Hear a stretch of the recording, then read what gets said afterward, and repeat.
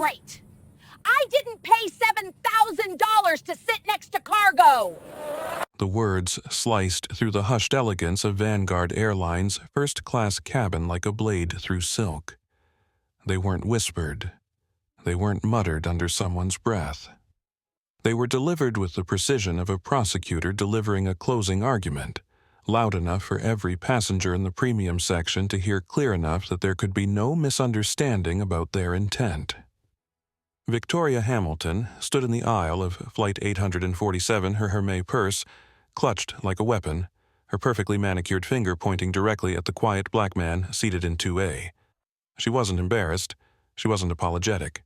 She was righteous in her indignation, certain in her entitlement, and completely unaware that in exactly 47 minutes she would discover that the man she was trying to remove was the only person on this aircraft capable of keeping her alive. But we're getting ahead of ourselves. Before we dive into this story, I want you to do something for me. Drop your city in the comments below. Let me know where you're watching from, because what you're about to witness isn't just entertainment. It's a masterclass in how assumptions can destroy lives, and how quiet competence can move mountains. If you've ever been judged for how you look, if you've ever been underestimated because of the color of your skin or the simplicity of your clothes, then hit that subscribe button right now, because this story is for you. This is about to become the most expensive tantrum in aviation history. A 47-minute journey from ignorance to humiliation, from privilege to consequences, from assumption to absolute truth. Victoria Hamilton thought she was dealing with a problem passenger. What she was actually doing was picking a fight with the one man who held 300 lives, including her own, in his hands. The man in seat 2A didn't look like much. No designer labels, no flashy jewelry, no obvious signs of wealth or status. Just a quiet professional in a navy polo shirt reading technical manuals and making notes with a red pen. To Victoria Hamilton, he looked like exactly the kind of person who didn't belong in first class. To everyone else on that plane, he was about to become a hero. So, buckle up, because when turbulence hits at 35,000 feet, karma hits even harder. And Victoria Hamilton was about to learn that the most dangerous thing you can do on an airplane isn't forgetting to put your phone in airplane mode or leaving your seatbelt unbuckled during takeoff. The most dangerous thing you can do is assume you know who belongs where based on nothing more than the color of their skin and the simplicity of their clothes. This is the story of how one woman's racist meltdown almost killed 300 people and how one man's quiet competence saved them all. This is the story of Flight 847 and why it became known as the day karma learned to fly. Dr. Cameron Brooks had seen this look before. He was 42 years old, built like a former athlete who'd traded the gym for the library, but hadn't forgotten the discipline either required. His hands were surgeon steady as he turned another page in the Boeing 787 Technical Operations Manual, making precise notes in the margins with a red pen that had seen more emergency procedures than most pilots would encounter in a lifetime. There was a small scar on his left hand barely visible unless you knew to look for it, a reminder of the childhood incident that had first sparked his fascination with how things worked and what happened when they didn't. Cameron wore a simple navy polo shirt khakis that had seen better days, and a functional watch that told time tracked his heart rate and could survive being submerged in water for 30 minutes. No designer labels. No obvious wealth. No signs that he was anything more than a middle management type who'd somehow scraped together enough miles for an upgrade. Which was exactly how he preferred it. He'd learned long ago that being underestimated was often an advantage. The first-class cabin of Vanguard Flight 847 hummed with the quiet efficiency of a machine designed to separate the wealthy from the merely comfortable. Soft amber lighting cast everything in a golden glow. The scent of leather and carefully conditioned air mixed with the subtle fragrance of expensive perfumes and aftershaves. Passengers spoke in hushed tones if they spoke at all, understanding that silence was part of what they'd purchased along with the extra legroom and premium service. Everyone belonged here. Everyone had paid their dues, earned their status, or accumulated enough frequent flyer miles to justify the upgrade. Everyone except apparently the man in 2A. That's where Victoria Hamilton came in. She entered the cabin like weather impossible to ignore and potentially devastating to anyone caught in her path. At 48, Victoria had perfected the art of making her presence known. Her blonde hair was engineered into submission, every strand precisely placed and lacquered into position. Her jewelry collection could have funded a small country's education budget. Diamond earrings that caught the cabin lighting like disco balls, a necklace that probably had its own insurance policy, and wedding rings that announced her status as clearly as a billboard. Her designer dress fit perfectly because it had been tailored perfectly, and her shoes probably cost more than most people made in a month. She carried herself with the confidence of someone who had never heard the word no applied to anything she genuinely wanted. Victoria stopped at row 2 and checked her boarding pass, then checked the seat numbers, then checked her boarding pass again. She was in 2B, the aisle seat directly next to Cameron. She looked at him the way someone might look at a stain on an otherwise perfect tablecloth, with the disgust, confusion, and the immediate certainty that it needed to be removed. Across the aisle, Sofia Martinez was hanging a coat for a passenger in row 3. At 29, Sofia had been flying for 8 years and had seen every kind of passenger emergency meltdown and entitled outburst that commercial aviation had to offer. She had thick black hair pulled back in the regulation-style kind eyes that missed nothing, and the sort of patient professionalism that could de-escalate almost any situation. Almost. She noticed Victoria's reaction immediately and began moving closer, her instincts telling her that whatever was about to happen would require intervention. In seat 4C, Riley Davis was setting up her laptop and checking her livestream equipment. At 26, Riley had built a following of nearly 200,000 people who tuned in to watch her travel adventures, aviation industry insights, and the occasional dramatic passenger encounter. She had no idea she was about to document the most important flight of her career. Captain Jake Morrison was in the cockpit running through his pre-flight checklist with the methodical precision of someone who'd been flying for 15 years but had only been a captain for 8 months. At 35, Jake was young for a captain recently promoted, and still felt the weight of responsibility every time he sat in the left seat. He was good at his job, but he wasn't great at conflict, and he was about to be tested in ways he'd never imagined. The aircraft itself was a Boeing 787 Dreamliner, one of the most advanced commercial jets in the sky. It was equipped with state-of-the-art avionics, redundant safety systems, and enough technology to practically fly itself. Under normal circumstances, it was one of the safest ways to travel ever invented. But circumstances were about to become anything but normal. Outside storm clouds gathered over Miami International Airport. The weather was deteriorating rapidly, with wind gusts approaching the limits for safe takeoff. Air traffic control was spacing departures further apart, and delays were mounting. Flight 847 was running 20 minutes behind schedule, and everyone from the gate agents to the flight crew was feeling the pressure to get airborne before the weather got worse. It was the perfect storm, literally and figuratively, for what was about to unfold. Victoria Hamilton looked at Cameron Brooks one more time, confirming her initial assessment. He didn't belong here. Everything about him was wrong. His clothes, his demeanor, his complete lack of deference to the social hierarchy she understood governed spaces like this.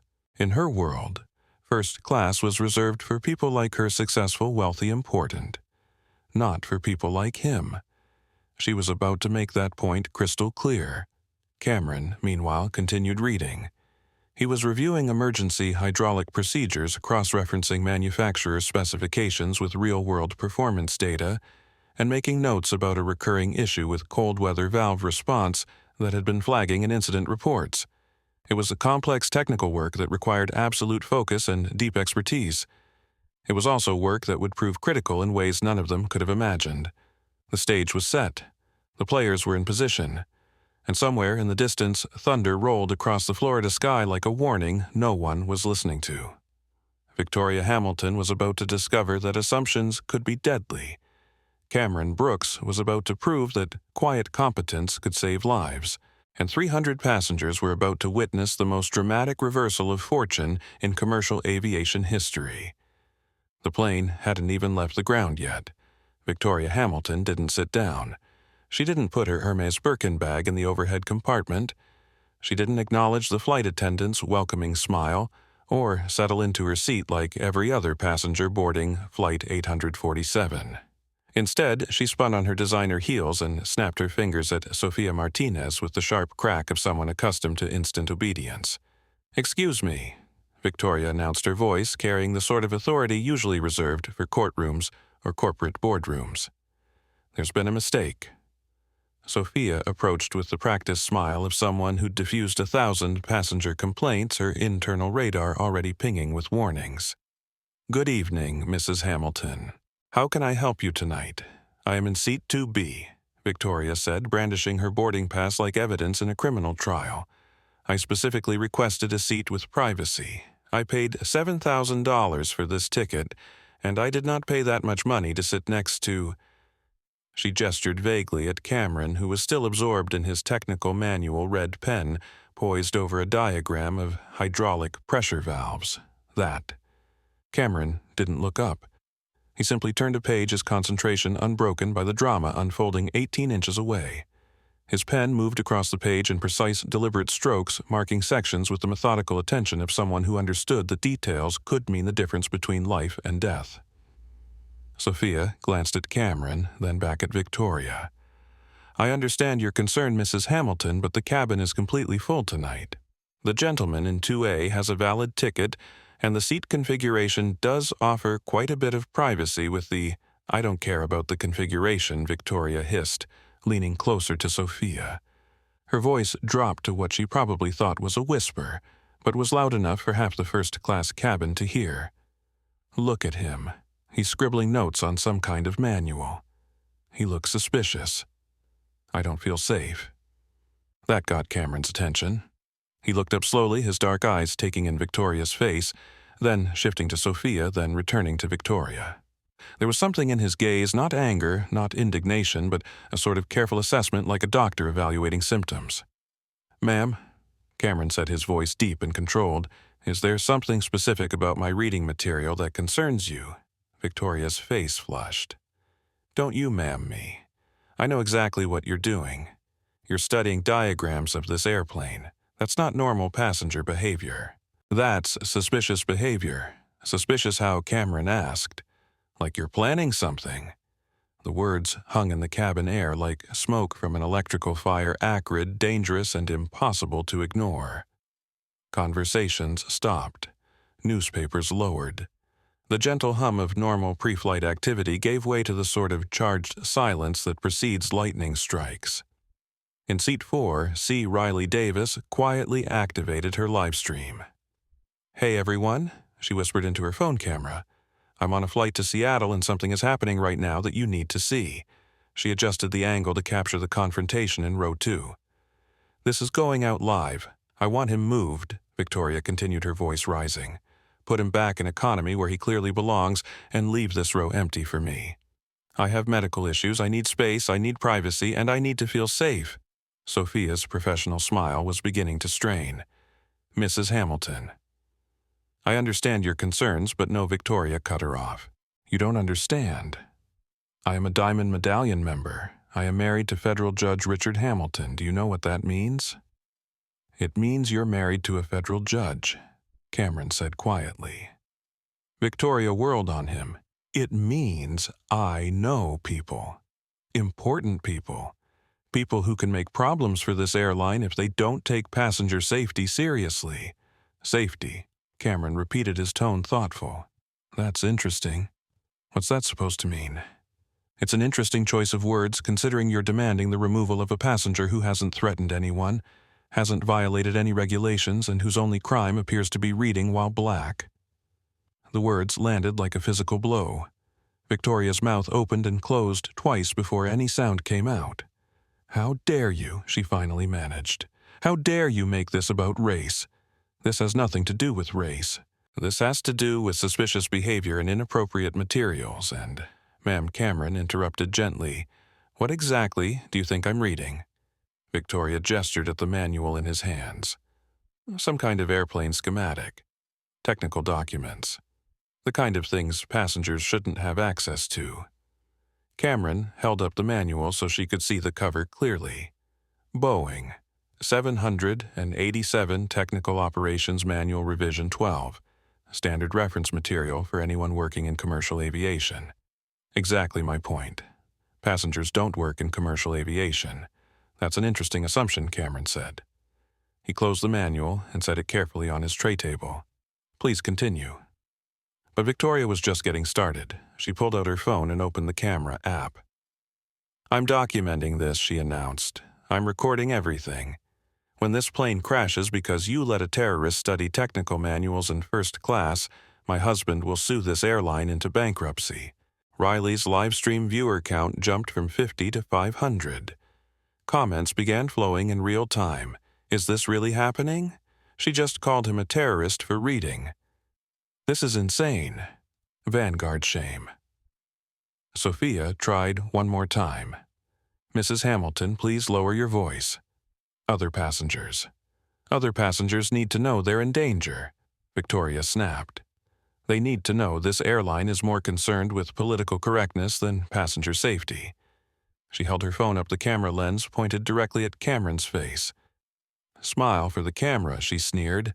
Everyone's going to see what real passenger intimidation looks like. Cameron looked directly into the lens.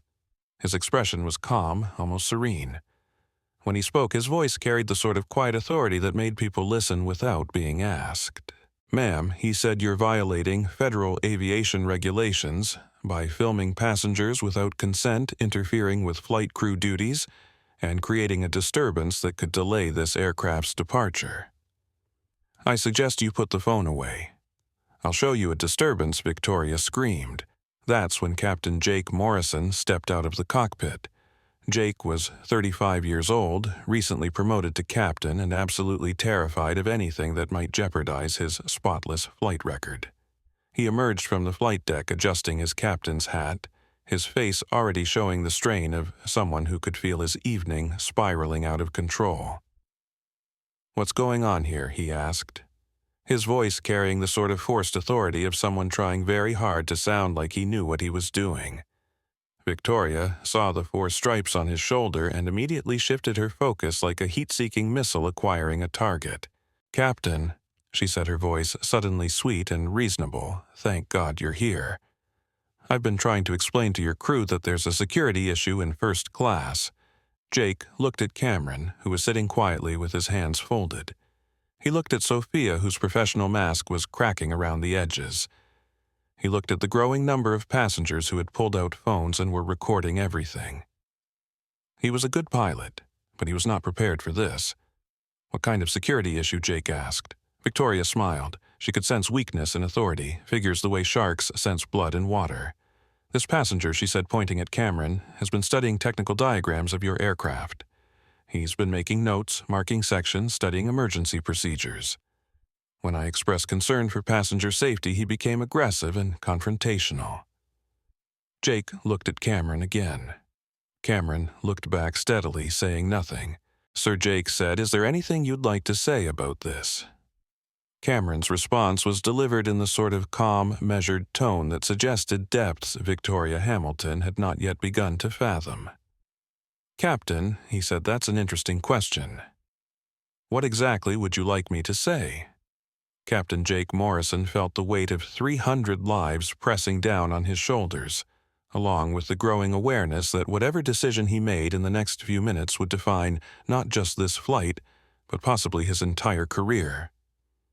The storm outside was getting worse. Air traffic control was already backing up departures. Every minute they sat at the gate was another minute closer to a weather delay that could cascade into a nightmare of missed connections, angry passengers, and corporate scrutiny. Jake needed this problem to disappear. Fast. "Sir," he said to Cameron, trying to project the sort of calm authority he'd seen in senior captains, but didn't quite feel himself. "Maybe you could help me understand why you have technical manuals for this aircraft." Victoria Hamilton smiled like a cat that had just cornered a mouse. This was going exactly as she'd hoped. Authority was finally taking her concerns seriously. Cameron looked at Jake for a long moment, then at Victoria, then back at Jake. When he spoke, his voice carried the sort of patience usually reserved for teaching children basic concepts. "Captain, are you asking me to justify my reading material? I'm asking you to help me understand whether I have the right to read technical literature as a paying passenger on a commercial aircraft." Jake felt sweat beading on his forehead. This was not going according to script. In every scenario he'd trained for, passengers either complied with crew requests or became obviously belligerent. Cameron Brooks was doing neither. Victoria sensed Jake's hesitation and pressed her advantage. "Captain, I'm not just talking about suspicious reading material, I'm talking about his entire demeanor. He's been watching the cabin, studying passenger movements, taking notes on crew procedures. This is textbook pre-attack behavior." Riley Davis's live stream had exploded to over 2,000 viewers. The comments were coming so fast she could barely read them. "This woman is insane. She really just said pre-attack behavior for reading, recording for evidence, Vanguard discrimination. This is going viral in 3, 2, 1. Sophia Martinez had retreated to the galley and was quietly photographing the incident with her own phone while speaking in hushed tones to someone on the aircraft phone. "We have a code red passenger discrimination incident in first class. Yes, I'm documenting everything. No, the target passenger has been completely compliant." Victoria was just getting warmed up. She pulled out her phone again, this time switching to video mode. "I'm going to document this entire interaction for my husband's law firm. When this airline gets sued for endangering passenger safety by refusing to remove an obvious security threat, my recording will be Exhibit A." She held the phone up, making sure to capture Cameron's face clearly. "State your name for the record," she demanded. Cameron looked directly into the camera. "Ma'am, you're filming passengers without consent for the second time. That's a federal crime. I'm documenting suspicious behavior. You're creating suspicious behavior." Victoria's face flushed red. "How dare you turn this around on me? I am not the one with terrorist materials. I am not the one making other passengers uncomfortable." Actually, came a voice from seat 3. You're the only one making anyone uncomfortable." Everyone turned to see an elderly man in an expensive suit lowering his newspaper. "I'm Dr. Robert Martinez, retired airline safety inspector. 23 years with the FAA. And lady, you're the only security threat I see in this cabin." Victoria whirled on him. How is reading airplane technical manuals not a security threat? Dr. Martinez folded his newspaper carefully, because understanding aircraft systems is literally the opposite of a security threat. It's a security asset. The only people who study those manuals are people who want planes to work properly. That's exactly what they want you to think, Victoria shot back. Riley's viewer count hit 5,000. The hashtag Vanguard shame was starting to trend on Twitter. News outlets were beginning to pick up the story from social media feeds. Cameron closed his manual and placed it carefully on his tray table. "Mrs. Hamilton," he said quietly, "I'm going to give you one chance to de-escalate this situation." De-escalate. Victoria laughed a high, brittle sound. "I'm not escalating anything. I'm trying to prevent a tragedy. I'm trying to save lives. Whose lives are you saving, everyone on this plane? From you," Cameron nodded thoughtfully. "And what exactly am I going to do to 300 passengers while strapped into a monitored seat in first class?" Victoria waved the technical manual. "Study their vulnerabilities. Plan your attack. Wait for the right moment. The right moment for what to hijack this plane." The words dropped into the cabin like a bomb. Conversations didn't just stop, they evaporated. The only sound was the whistle of wind against the aircraft's hull and the distant rumble of thunder. Captain Jake Morrison felt the last of his confidence drain away. The word hijack on a commercial aircraft wasn't just inflammatory, it was radioactive. Once spoken, it couldn't be unspoken. Protocols would have to be followed. Reports would have to be filed. Investigations would have to be launched. Even if Victoria was completely wrong, the mere accusation would trigger a cascade of federal attention that could destroy careers, reputations, and lives. Mrs. Hamilton. Jake said carefully, "That's a very serious accusation." "It's a very serious situation," Victoria replied. "And you, Captain, need to decide whether you're going to prioritize political correctness or passenger safety." Cameron Brooks sat perfectly still. His hands remained folded, his breathing remained steady, his expression remained calm. But something had changed in his eyes, a sort of crystalline hardening, like water turning to ice. "Captain Morrison," he said, and somehow Jake knew without being told that Cameron knew his name. "You have a choice to make. I'm trying to handle this professionally. You're trying to appease a passenger who just accused me of planning to hijack your aircraft based on my choice of reading material and the color of my skin." Victoria exploded. "I never mentioned race." Cameron looked at her with the sort of patient attention a teacher might give to a student who just claimed that 2 + 2 = fish. "Mrs. Hamilton, you've accused me of being a terrorist, a hijacker, and a security threat. You've demanded my removal from first class. You've suggested I don't belong in this cabin, and your evidence consists of the fact that I'm reading technical manuals while being black in a space you feel should be exclusively yours. That's not, I never, this has nothing to do with." Then what does it have to do with Victoria's mouth opened and closed several times? Around her, passengers were recording everything. Flight attendants were documenting everything. The corporate crisis management team was monitoring everything, and somewhere in the cockpit, warning lights were beginning to flash on the hydraulic system panel, indicating the sort of technical emergency that would require exactly the kind of expertise Victoria Hamilton was demanding be removed from the aircraft. But none of them knew that yet. And Captain Morrison Cameron said, his voice carrying a note of finality, "You have about 30 seconds to decide whether you're going to handle this professionally or whether you're going to let a passenger run your aircraft." Jake Morrison looked at Cameron Brooks. He looked at Victoria Hamilton. He looked at the growing crowd of passengers with cameras. And he made the worst decision of his professional life. "Sir," he said to Cameron, "I think it might be best if you moved to a different seat." Cameron Brooks had been expecting this moment for most of his adult life. Not this exact scenario. He'd never imagined being asked to move seats because a racist passenger thought his technical expertise looked suspicious. But he'd been expecting the moment when his competence would be questioned, his presence would be challenged, and his right to occupy space in America would be reduced to the whims of someone who looked like Victoria Hamilton. He'd been preparing for this moment since he was 12 years old, and a bus driver in Detroit told him and his father that they looked like trouble and needed to find another way home. He'd been preparing for it through 4 years at the Air Force Academy, where classmates questioned whether he'd earned his spot or just filled a quota.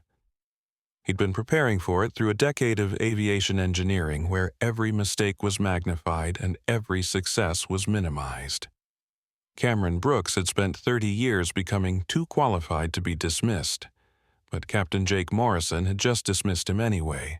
"Excuse me, Captain Cameron," said his voice carrying a note that made everyone in first class stop what they were doing and pay attention. "Could you repeat that?" Jake Morrison felt sweat gathering under his collar. The way Cameron had said "captain" didn't sound like deference. It sounded like a judge asking a defendant to clarify a confession. "I think," Jake said, trying to maintain authority, he no longer felt it might be best for everyone if he moved to a different seat. "Just to keep the peace." "To keep the peace," Cameron repeated. "Yes, sir. Whose peace?" The question hung in the air like a blade. Jake looked around the cabin. Every passenger was watching. Every phone was recording. Every decision he made from this point forward would be scrutinized, analyzed, and judged by people far more important than anyone on this aircraft. Victoria Hamilton sensed victory. Finally, she breathed. Some common sense. Cameron turned to look at her, really look at her. For the first time since this whole encounter began, he focused his complete attention on Victoria Hamilton, studying her like a problem to be solved. "Mrs. Hamilton," he said quietly, You've just convinced an airline captain to remove a passenger based on your personal comfort level. How does that feel? Victoria straightened. It feels like safety and common sense. Interesting, Cameron said. He reached into his carry-on bag and pulled out his phone. Do you mind if I make a call? I mind if you do anything except leave this cabin, Victoria snapped. Cameron wasn't talking to Victoria anymore. He was talking to Captain Morrison. Captain, do I have your permission to make one phone call before I comply with your request to change seats? Jake nodded, grateful for anything that might delay this nightmare a few more minutes. Cameron dialed a number from memory. The phone rang twice before a crisp professional voice answered. Vanguard Airlines Corporate Emergency Response. This is Marcus Thompson. Cameron put the phone on speaker. Marcus, this is Cameron Brooks. I'm on Flight 847, currently at the gate in Miami. We have a situation. Cameron Marcus's voice brightened immediately. Are you already reviewing the hydraulic modifications for the London route? I thought your flight didn't leave for another hour. The flight has been delayed. I've been asked to change seats due to a passenger complaint. A passenger complaint? Marcus's tone shifted to confused concern. What kind of passenger complaint? Cameron looked directly at Captain Morrison. A passenger has accused me of being a security threat because I was reading technical manuals. The captain has decided to accommodate her request by moving me to a different seat. The silence on the other end of the phone stretched for exactly 5 seconds. When Marcus spoke again, his voice carried the sort of controlled fury that comes with 20 years of corporate crisis management. Captain Morrison, are you on this call? Jake's voice came out as a croak. Yes, sir. Captain Morrison, did you just agree to move Dr. Cameron Brooks to accommodate a passenger complaint about his reading material? I was trying to de-escalate Captain Morrison. Do you know who Dr. Cameron Brooks is? Jake looked at Cameron. Cameron looked back steadily, saying nothing. He's a passenger who was making another passenger uncomfortable, Jake said. Riley Davis's live stream exploded past 10,000 viewers. Comments poured in faster than her phone could display them. Oh snap, he's about to get exposed. This captain is about to learn something. Plot, twist, incoming Vanguard. Fail. Marcus Thompson's voice came through the speaker with crystalline clarity. Captain Morrison, Dr. Cameron Brooks is Vanguard Airlines Chief Flight Training Officer. He is the man responsible for training every single pilot in our fleet on emergency procedures. He wrote the manual you used to qualify for your captain's certification. He is currently traveling to London to investigate a hydraulic system anomaly that has been affecting 787 operations in cold weather conditions. The cabin went dead silent. Victoria Hamilton's face began to drain of color. Captain Jake Morrison felt the world tilt sideways. Furthermore, Marcus continued, Dr. Brooks is traveling on company business at company expense reviewing company technical documentation that he literally helped write.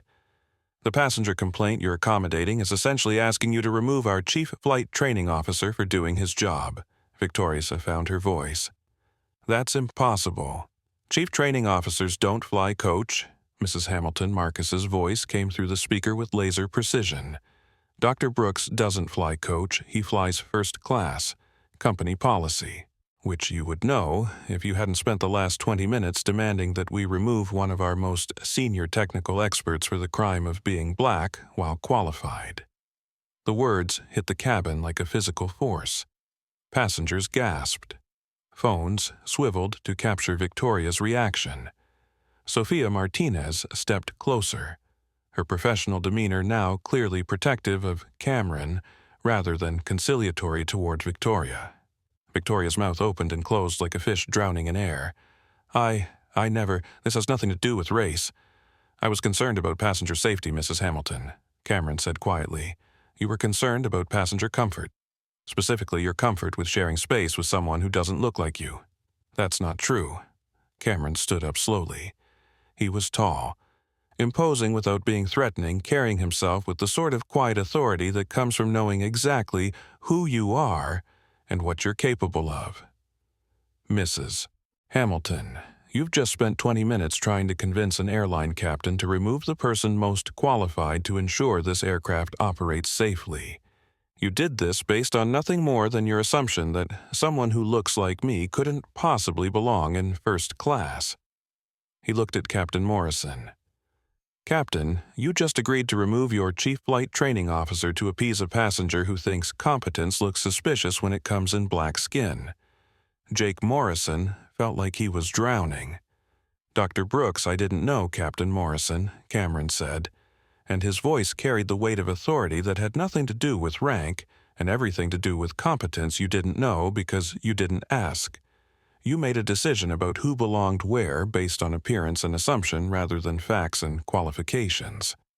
He looked around the cabin at the sea of phones still recording everything. "Ladies and gentlemen," he said, addressing the passengers directly, "what you've just witnessed is a masterclass in how bias works. Not the cartoon racism of burning crosses and white hoods, but the everyday assumption that competence has a color, that qualification has a look, and that someone's right to occupy space should be subject to the comfort level of people who think they own that space." Cameron sat back down and reopened his technical manual. "Captain Morrison, I'll be staying in seat 2A. Mrs. Hamilton, you have a choice to make. You can sit in your assigned seat next to a qualified aviation professional, or you can request a different flight. But you will not be removing me from first class for doing my job while black." Victoria Hamilton looked around the cabin.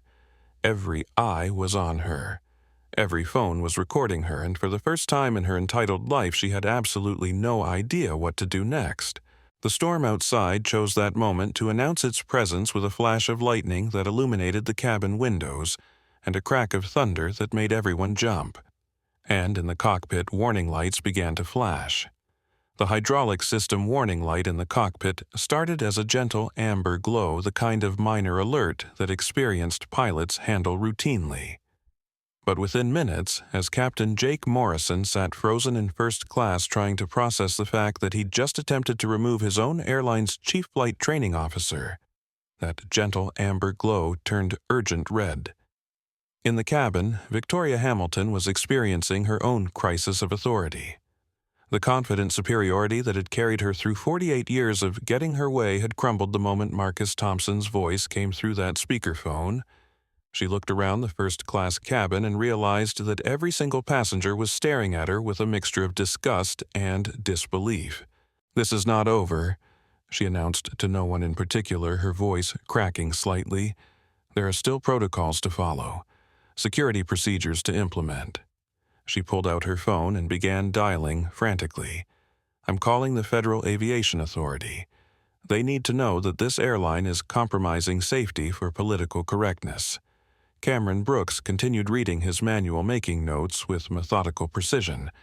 But now his red pen was moving faster, marking sections with increasing urgency as he cross-referenced cold weather hydraulic performance data with the storm system currently battering Miami International Airport. Sophia Martinez approached Victoria with the sort of careful diplomacy usually reserved for hostage negotiations. "Mrs. Hamilton, perhaps we could discuss alternative seating arrangements that might make you more comfortable." "Alternative arrangements." Victoria's voice rose to a pitch that made several passengers wince. "I don't want alternative arrangements. I want that man investigated. I want his credentials verified. I want to speak to federal air marshals."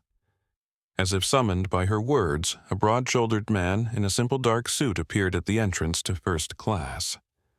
Federal Air Marshal Roberto Rodriguez had been seated in 12C, monitoring the situation through the crew communication system, waiting to see if intervention would be necessary. Now it was necessary. Rodriguez approached with the sort of calm authority that comes from 15 years of dealing with aerial disturbances, terrorist threats, and entitled passengers who thought their ticket price bought them the right to endanger other travelers. "Ma'am," he said to Victoria, "I'm Air Marshal Rodriguez. I understand you've been expressing concerns about passenger safety." Victoria's face lit up with vindication. Finally, real authority. Federal authority, the kind of authority that understood serious threats when they saw them. "Yes," she said, gesturing dramatically toward Cameron.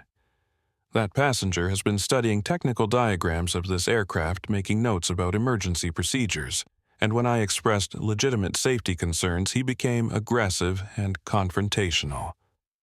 Marshal Rodriguez looked at Cameron, who was still absorbed in his manual. "Sir, could you look up for a moment?" Cameron raised his eyes. The two men looked at each other for exactly 3 seconds. Rodriguez nodded almost imperceptibly. "Ma'am," Rodriguez said, turning back to Victoria, "I've been monitoring this situation for the past 15 minutes. The only aggressive and confrontational behavior I've observed has come from you."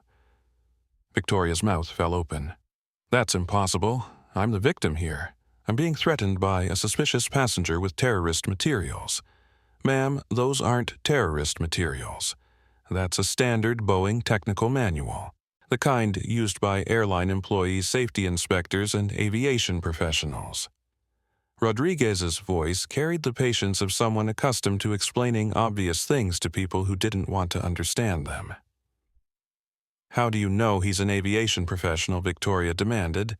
"Because I know who he is." The simple statement dropped into the conversation like a stone into still water, creating ripples that spread through the first-class cabin and beyond. Riley Davis's live stream viewer count had climbed past 20,000. The hashtag Vanguard discrimination was trending on multiple platforms. News outlets were beginning to reach out to Vanguard's corporate communications team. And in the Vanguard Airlines Crisis Management Center 3 time zones away, Marcus Thompson was fielding increasingly panicked calls from executives who were watching their company's reputation implode in real time. Sir Jake Morrison said to Rodriguez, desperation creeping into his voice, "I need to understand the situation clearly. Are we dealing with a security threat or not?" Rodriguez looked at Jake with the sort of expression usually reserved for students who'd failed basic comprehension tests.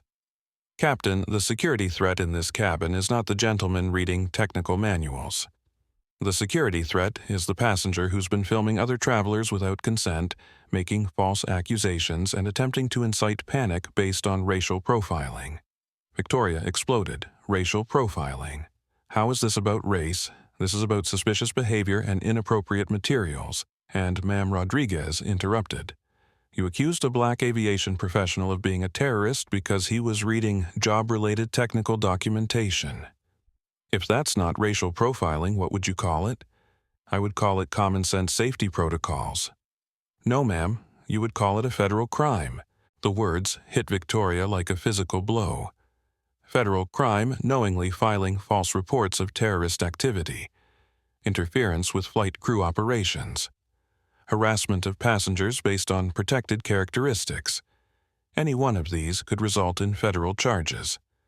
All 3 together could result in significant jail time. Cameron finally looked up from his manual. "Marshal Rodriguez, while I appreciate your support, Mrs. Hamilton is actually correct about one thing." Everyone turned to look at him. "There's a potential safety issue on this aircraft." Victoria's face lit up with vindication. "I knew it," Cameron continued in the same calm tone. "The potential safety issue is that we have a captain who is willing to remove qualified personnel based on passenger complaints, and we have a hydraulic system that's showing stress indicators consistent with the cold weather performance anomalies I came here to investigate." Jake Morrison's blood went cold. Hydraulic stress indicators. "Captain, when was the last time you reviewed the emergency procedures for hydraulic system failure in adverse weather conditions?" Jake's face went pale. We covered that in annual training." "Which procedures did you cover? The standard checklist approach?" Cameron nodded thoughtfully. "And if the standard checklist doesn't work, if the hydraulic valves freeze in position and the backup systems fail to engage?" Jake stared at him. I would radio for guidance." "From whom?" From company technical support, Captain Morrison. I am company technical support, and you just spent 20 minutes trying to have me removed from this aircraft." The implications of what Jake had nearly done began to sink in like water through a failing dam. If there was a hydraulic emergency, and based on the stress indicators Cameron was referencing there very well, might be he had almost removed the one person most qualified to handle it. Because Victoria Hamilton was uncomfortable sitting next to a black man. Marshal Rodriguez stepped closer to Victoria. "Ma'am, I'm going to need you to sit down, put your phone away, and remain quiet for the duration of this flight. Any further disruption will result in your immediate arrest upon landing.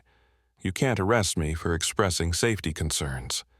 Ma'am, I'm not arresting you for expressing safety concerns. I'm threatening to arrest you for filing false reports, harassing passengers, and interfering with flight operations.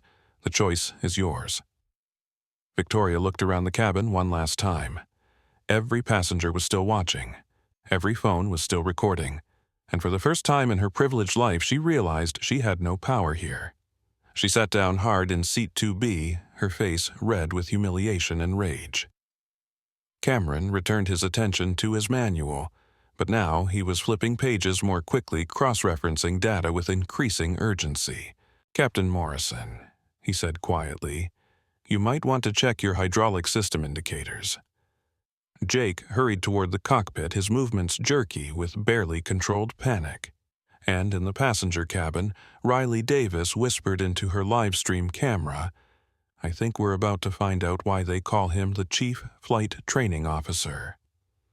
The storm outside intensified, and the first drops of rain began to streak across the aircraft windows. Captain Jake Morrison reached the cockpit to find his first officer, David Rodriguez, pointing at the central display with barely controlled concern. "Jake, we've got amber warnings on the primary hydraulic system. Pressure's fluctuating and the temperature readings are all over the place." Jake dropped into the left seat and scanned the instruments. The hydraulic system that controlled everything from landing gear to flight controls was showing signs of stress that fell somewhere between concerning and potentially catastrophic. "When did this start?" Jake asked. "About 5 minutes ago. Right around the time the temperature dropped and the wind picked up." In the cabin, Cameron Brooks was reviewing hydraulic schematics with the focused intensity of a surgeon preparing for emergency surgery. His red pen moved across the pages in swift, precise strokes, marking valve positions, pressure points, and backup system interfaces. Sophia Martinez approached his seat. "Dr. Brooks, Captain Morrison asked me to give you this." She handed him a note written on Vanguard airline stationery. Cameron read it quickly. "Dr. Brooks' hydraulic system showing anomalies. Primary pressure fluctuating. Could use your input if you're willing." Captain Morrison Cameron looked up at Sophia. "How long has this been developing?" The captain said about 5 minutes. Cameron checked his watch and compared it against the maintenance log in his technical manual. Perfect timing. The system's been showing stress indicators during rapid temperature drops, especially when combined with wind shear conditions. He looked out the window at the storm. "Like now." "Is it dangerous?" Cameron's expression was unreadable. "That depends on how well trained the flight crew is in non-standard emergency procedures." Sophia's face went pale. "Dr. Brooks, Captain Morrison is a good pilot, but he's young, recently promoted, and has never handled a complex hydraulic failure in adverse weather conditions," Cameron finished. "I know. I reviewed his training records before this flight. You reviewed his training records, Sophia. I review everyone's training records. That's my job." Cameron closed his manual and stood up. "And right now, Captain Morrison needs help from the person he just tried to remove from this aircraft because a racist passenger made him uncomfortable." Cameron walked toward the cockpit, passing Victoria Hamilton's seat. She was hunched down, trying to make herself invisible, but she looked up as he passed. "This is all your fault," she hissed. "If something happens to this plane, it's because you created this disruption." Cameron stopped and looked down at her. "Mrs. Hamilton, if something happens to this plane, it will be because Captain Morrison was more concerned with your comfort than with crew competence. But don't worry, I'm not going to let 300 people pay the price for your prejudice." He continued towards the cockpit where Jake Morrison was struggling with hydraulic readings that made increasingly less sense with each passing minute. Cameron knocked on the cockpit door. Captain Morrison, Dr. Brooks, reporting for duty. Jake opened the door immediately. "Dr. Brooks, thank God. We've got a problem." "I know. May I—" Cameron gestured toward the flight engineer's position. "Please." Cameron settled into the jump seat and began reviewing the instrument displays. His hands moved across the controls with the unconscious competence of someone who understood these systems at a cellular level. Primary hydraulic pressure is fluctuating between normal and critical, he observed. Secondary system is compensating, but it's working harder than it should. Backup system is reading normal, but... He paused, studying a particular gauge. Captain, when was the last time the backup hydraulic reservoir was serviced? David Rodriguez checked the maintenance log. 2 weeks ago in Denver. Temperature, when serviced, 85 degrees. Cameron nodded grimly. And current temperature, 42 degrees and dropping. There's your problem. The backup reservoir was serviced with hydraulic fluid calibrated for warm weather operations. Cold weather changes the viscosity, which affects pressure regulation, which affects valve response time. Jake stared at him. Is that why we're getting these readings partly? The primary issue is that the hydraulic valves are beginning to stick in the cold. The secondary issue is that your backup system may not respond properly if you need it. Cameron's fingers moved across the diagnostic controls. The tertiary issue is that if both primary and secondary systems fail, you'll need to execute a manual hydraulic emergency procedure that's not in your standard checklist. What manual emergency procedure? Cameron looked at him with the sort of expression that suggested depths of knowledge Jake hadn't even begun to plumb. The one I developed after the incident in Frankfurt last year. The one that's been integrated into advanced training protocols but hasn't yet been added to standard emergency checklists. I don't know that procedure, I know. That's why I'm here. In the cabin, Riley Davis was providing real-time commentary to her 25,000 live-stream viewers. Okay, everyone. So it turns out the man that racist lady wanted removed is actually the airline's chief flight training officer. And now there's some kind of emergency happening with the plane's systems. I can see him in the cockpit right now, and let me tell you, the pilots look like they're listening to him like he's the voice of God. Comments flooded in. Is the plane in danger? This is like a movie. That racist lady almost got everyone killed. Victoria Hamilton is trending. Now, Sophia Martinez was moving through the cabin with professional calm, but passengers who knew how to read flight attendant body language could see the tension in her shoulders and the way she kept glancing toward the cockpit. Marshal Rodriguez had taken a seat where he could monitor both the first-class situation and the growing awareness among passengers that something unusual was happening. Victoria Hamilton was experiencing what psychologists call cognitive dissonance, the uncomfortable mental state that occurs when your beliefs are contradicted by reality. For 48 years, her worldview had been validated by a society that told her she was important, her opinions mattered, and her comfort was paramount. Now, she was discovering that the man she'd tried to have removed was the only person on this aircraft qualified to keep her alive. In the cockpit, Cameron was walking Jake and David through diagnostic procedures that weren't in any manual they'd ever seen. Primary hydraulic system failure in cold weather typically follows this pattern. Cameron explained, his voice calm and instructional despite the circumstances. First, you get pressure fluctuations as the valves begin to stick. Then, you get temperature warnings as the system works harder to maintain pressure. Finally, you get catastrophic failure when the valves lock completely and the pumps burn out trying to force fluid through blocked lines. How long do we have? Jake asked. Cameron studied the readings. At current deterioration rate and external temperature, maybe 20 minutes before primary system failure. 40 minutes before secondary system failure. After that, he shrugged. We'll be flying a very large glider with some very limited control authority. Jake's face was pale. Can we land before primary system failure? Not in this weather. The storm has closed the airport to departures and arrivals for the next hour minimum. So we wait, Captain Morrison. We don't wait. We prepare. Cameron's voice carried an authority that had nothing to do with rank and everything to do with knowledge. I'm going to teach you and First Officer Rodriguez the manual hydraulic emergency procedure. You're going to learn it, practice it, and execute it perfectly. What if we can't learn it in time? Cameron looked at him steadily. Captain, failure is not an option. We have 300 people on this aircraft, including the racist who tried to have me removed. I'm not going to let any of them die because someone thought my skin color was more important than my expertise. Jake nodded. What do you need me to do? First, you need to understand exactly what Mrs. Hamilton almost cost you. If she'd succeeded in having me removed and this hydraulic failure had occurred at altitude, you would have had no choice but to declare an emergency and attempt an uncontrolled landing with whatever systems remained functional. And now you have the person who designed the emergency procedure sitting right here, ready to guide you through it step by step. David Rodriguez looked up from his instruments. Dr. Brooks, the primary system just dropped another 5 psi. Cameron glanced at the readings. Right on schedule. Captain Morrison, it's time for your advanced training to begin. Here, now, with 300 lives hanging in the balance. Cameron's voice was steady, authoritative, and completely unshaken by the enormity of what they were facing. Captain, this is why they call it the Chief Flight Training Officer position. This is where we find out if you're ready to be the pilot these passengers need you to be. Jake Morrison looked at Cameron. Brooks really looked at him for the first time.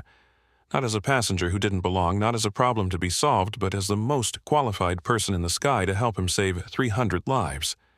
Dr. Brooks Jake said, "Teach me everything I need to know." Outside, the storm intensified and the hydraulic pressure dropped another 3 psi. Time was running out. As Cameron Brooks began explaining the intricacies of manual hydraulic override procedures to Captain Morrison, his mind flashed back to another cold day 30 years earlier when a 12-year-old boy learned that competence wasn't always enough to earn respect. Detroit, 1993. Cameron and his father Samuel Brooks had been riding the number 16 bus home from Cameron's Saturday morning science club at the community center. Samuel worked 2 jobs: maintenance supervisor at an auto plant during the week, part-time instructor at a community college on weekends. And Cameron was already showing signs of the analytical mind that would eventually make him one of the most respected aviation safety experts in the country. They'd been sitting quietly, Cameron reading a library book about airplane engines, while Samuel reviewed lesson plans for his Monday evening electronics class, when the bus driver suddenly pulled over and turned around. "You two need to find another ride," the driver announced. He was a thick-set white man with graying hair and the kind of certainty that comes from never having his authority questioned.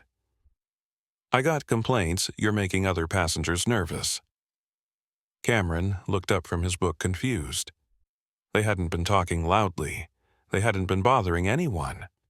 His father had been grading papers, and Cameron had been absorbed in learning about jet engine combustion chambers. "Excuse me," Samuel said, his voice careful and controlled.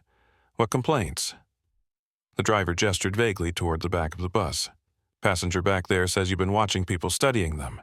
Says the kid's got some kind of manual he's been making notes in." Cameron held up his library book. "It's about airplane engines. I don't care what it's about. Looks suspicious. You need to get off my bus." Samuel Brooks looked around at the other passengers. Most avoided eye contact.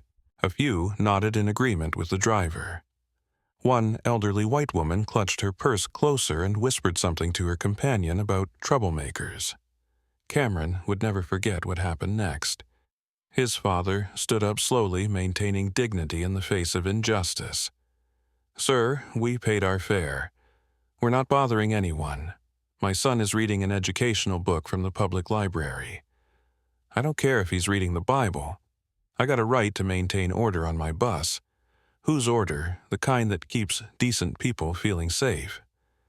Samuel Brooks looked down at his 12-year-old son, who was staring up at him with the sort of confusion that comes when children first realize that the world doesn't operate on the principles of fairness they've been taught to expect.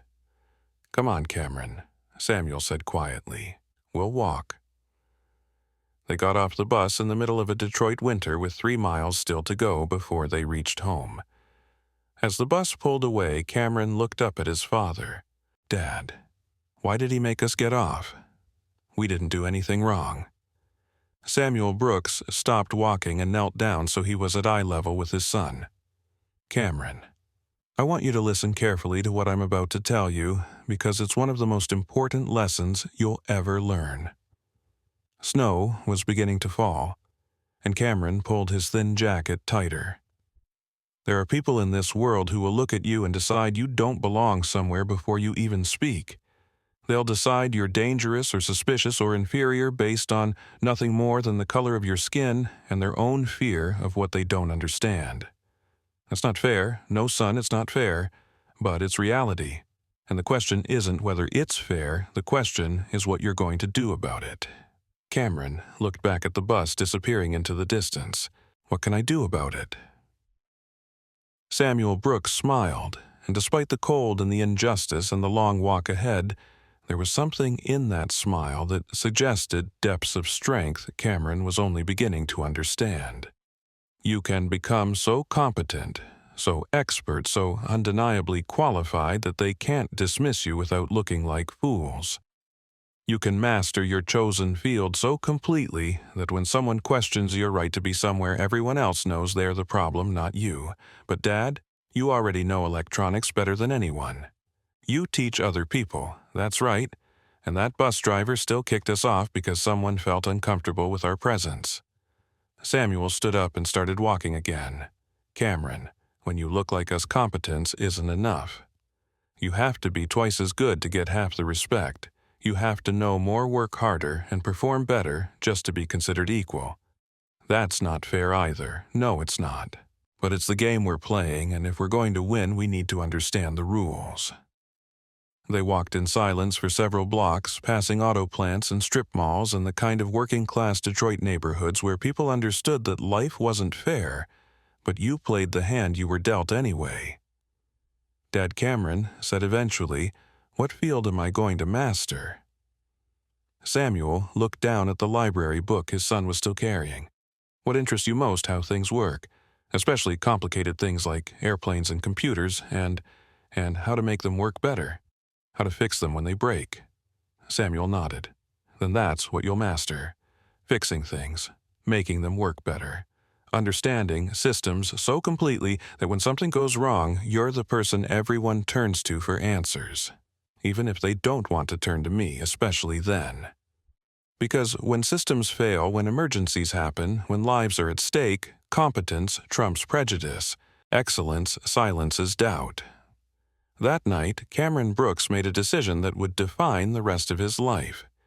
He would become so expert in complex systems, aircraft systems specifically, that no one could question his right to be wherever those systems needed him to be.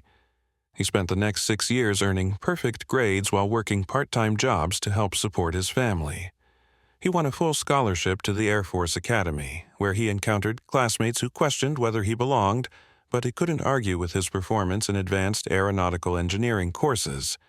He served 8 years as an Air Force pilot and engineer flying missions in Bosnia and Iraq, while earning advanced degrees in aeronautical engineering and aviation safety management. He left the military as a major with commendations for technical expertise and leadership under pressure. He joined Vanguard Airlines as a junior safety analyst and worked his way up through sheer competence, becoming the youngest chief flight training officer in the company's history. He'd written training manuals that were used industry-wide, developed safety procedures that had prevented countless accidents, and earned a reputation as the person you called when complex aircraft systems failed in ways no one had seen before. Cameron Brooks had spent 30 years becoming the person his 12-year-old self had promised he would become, so qualified that dismissing him would be obviously absurd. But Victoria Hamilton had tried anyway, and Captain Jake Morrison had almost let her succeed. Now, as Cameron explained manual hydraulic procedures to pilots who were beginning to understand that their lives, and the lives of 300 passengers, depended on expertise they'd nearly rejected. He thought about that 12-year-old boy walking through Detroit snow with his father. "Excellence silences doubt," his father had said. It was time to prove it. Captain Morrison Cameron said, his voice carrying 30 years of earned authority. "Let's begin your education." Outside, the storm intensified and the hydraulic pressure continued its steady decline toward catastrophic failure. While Cameron Brooks was teaching Captain Morrison how to save 300 lives, Victoria Hamilton was making increasingly frantic phone calls in a desperate attempt to salvage her crumbling sense of reality. "Richard," she hissed into her phone, her voice barely controlled. I need you to contact someone at the Department of Transportation immediately. This airline is compromising passenger safety by allowing suspicious individuals to Victoria."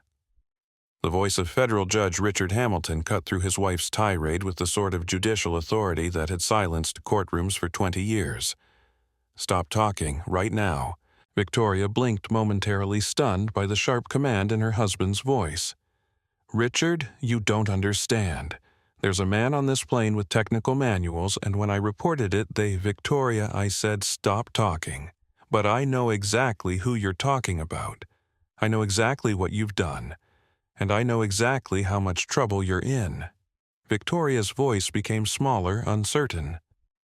"What do you mean you know who I'm talking about, Dr. Cameron Brooks, Chief Flight Training Officer, Vanguard Airlines, recipient of the FAA's Distinguished Service Award in 2019, author of the emergency response protocols that saved a plane full of passengers in Frankfurt last year, former Air Force major with commendations for technical expertise under pressure."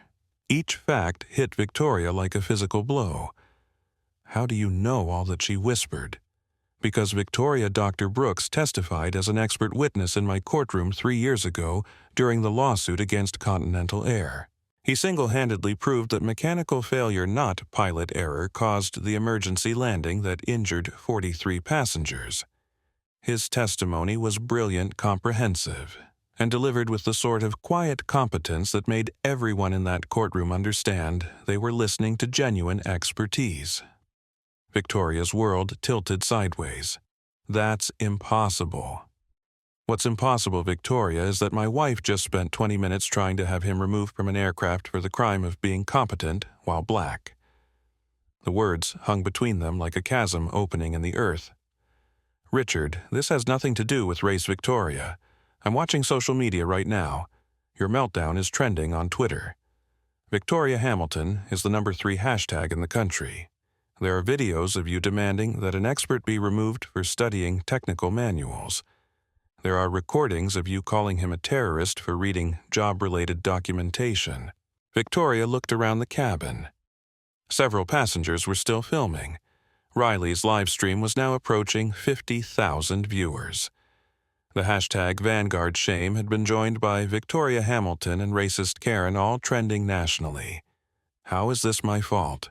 Victoria's voice cracked. "I was trying to protect people, Victoria. You were trying to remove the most qualified person on that aircraft because you couldn't handle sitting next to a black man in first class." "That's not—" "I never, Victoria, listen very carefully. I'm going to say this once, and then I'm going to hang up, and then I'm going to call my lawyer to discuss damage control options." Victoria gripped the phone tighter. "You have just created a public relations nightmare that will follow both of us for the rest of our lives. You have been recorded making false accusations against a respected aviation professional. You have demonstrated the sort of casual racism that destroys careers and reputations." "Richard, I'm not finished. Dr. Brooks has every right to sue you for defamation, harassment, and intentional infliction of emotional distress. Vanguard Airlines has every right to ban you from their flights permanently. The federal government has every right to charge you with filing false reports and interfering with flight operations." Victoria's face was now completely white. "You're supposed to support me."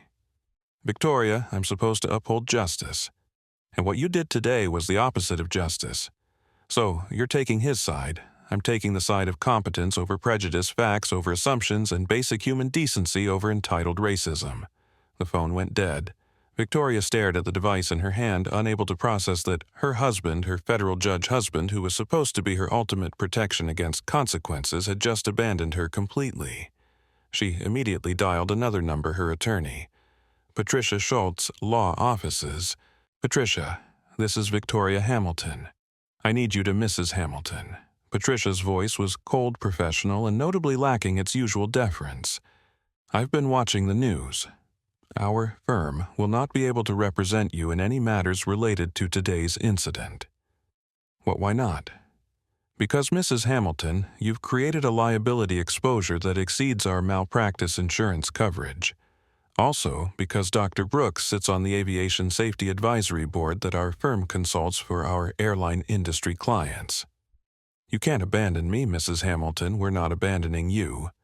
We're declining to represent you in a case where you are clearly and obviously in the wrong, where your actions were recorded and broadcast live, and where any attempt at defense would require us to argue positions that are legally untenable and morally reprehensible." Patricia paused. "I suggest you find an attorney who specializes in crisis management and public apologies. You're going to need both." The line went dead. Victoria tried calling her social circle the wives of other federal judges, the women who served on charity boards with her, the people who had always validated her sense of importance and entitlement. None of them answered their phones. Because by now, Victoria Hamilton wasn't just trending on social media. She was becoming the face of entitled racism in America. Her name was being discussed on cable news shows. Aviation industry publications were covering the story. Civil rights organizations were issuing statements. And in first-class cabin of Flight 847, she was sitting next to an empty seat because the man she'd tried to have removed was currently in the cockpit saving her life. Riley Davis provided real-time updates to her live-stream audience. So this racist lady's husband just hung up on her, her lawyer just fired her, and none of her friends are taking her calls. Meanwhile, the man she tried to get kicked off the plane is literally in the cockpit right now, fixing whatever's wrong with the aircraft systems. Comments poured injustice in real time. Karma is beautiful. Her privilege just evaporated. This is the best thing I've ever watched. Victoria Hamilton looked out the window at the storm and realized she was experiencing something she'd never felt before in her entire privileged life, genuine consequences for her actions. No amount of money could fix this. No amount of influence could undo this. No amount of entitlement could erase this. She had destroyed her own reputation on live television while trying to remove the one person qualified to keep her alive. And the worst part, the plane hadn't even taken off yet. In the cockpit of Flight 847, the situation was deteriorating with mathematical precision. Primary hydraulic pressure down to 60%. First Officer David Rodriguez reported his voice tight with controlled tension. Temperature warning lights on both primary and secondary systems. Cameron Brooks studied the displays with the focused intensity of someone reading a language most people didn't know existed. His fingers moved across diagnostic controls, calling up data screens that revealed the aircraft's vital signs in real time. "Captain Morrison, what I'm about to explain will determine whether we take off safely, land safely, or become a case study in aviation emergency management." Jake Morrison nodded, his earlier confidence completely replaced by the humility that comes with realizing you're in over your head. "I'm listening." The Boeing 787's hydraulic system operates on 3 independent circuits. Cameron began, his voice carrying the calm authority of someone who'd taught these principles hundreds of times. Primary, secondary, and backup. Under normal conditions, primary handles about 60% of the load. Secondary handles 30%, and backup remains in standby. "I know the basic system architecture," Jake said. "Knowing the architecture and understanding the failure modes are different things," Cameron replied. "In cold weather operations, hydraulic fluid viscosity increases, which requires higher pressure to maintain normal flow rates. The system compensates by increasing pump output, which generates heat, which creates thermal stress on valve seals." David looked up from his instruments. "Primary system just dropped to 55%. Cameron nodded. "Right on schedule. Captain, what we're experiencing is a cascade failure. Cold weather is causing valve seals to stiffen. Stiff seals cause pressure loss. Pressure loss triggers increased pump output. Increased pump output creates heat and additional stress. Eventually, the pumps burn out, the valves lock, and we lose hydraulic authority entirely." "How long do we have?" Jake asked. Cameron checked his calculations against the current readings.